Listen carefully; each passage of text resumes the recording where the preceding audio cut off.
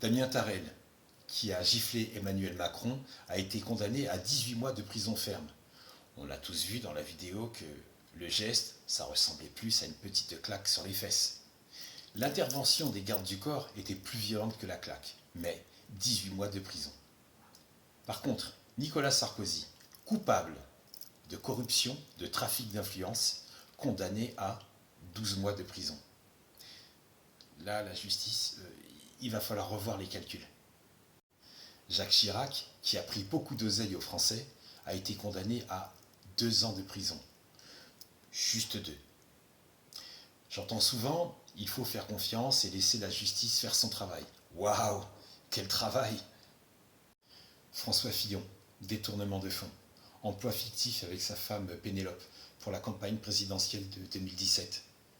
Claude Guéant, ministre de l'Intérieur. Complicité de détournement de fonds. Condamné à 2 ans de prison.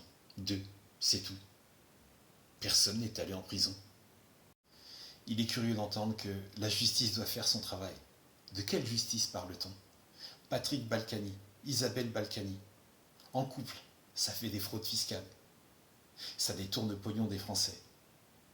Patrick Balkany ne se sent pas bien. Enfin, quand il ne se sent pas bien, il dit son état de santé n'est pas compatible avec la détention.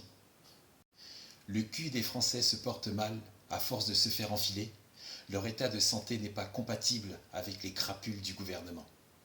Ils sont censés assurer l'exécution des lois, mais ils exercent leur pouvoir réglementaire à se servir dans la caisse.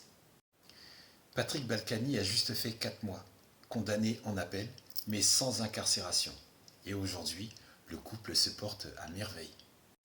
Jérôme Cahuzac, coupable de fraude fiscale, puis de déclaration mensongère de son patrimoine. Patrimoine de 3 à 4 millions. Puis d'un compte bancaire caché en Suisse, transféré à Singapour, par des sociétés offshore immatriculées dans les mers du Sud. Si c'est pas ça, une évasion fiscale. Il n'a pas fait exprès. Il a oublié de dire qu'il avait planqué 600 000 euros. 600 000, c'est juste de l'argent de poche pour lui. Bref, toutes ces crapules ont un point commun.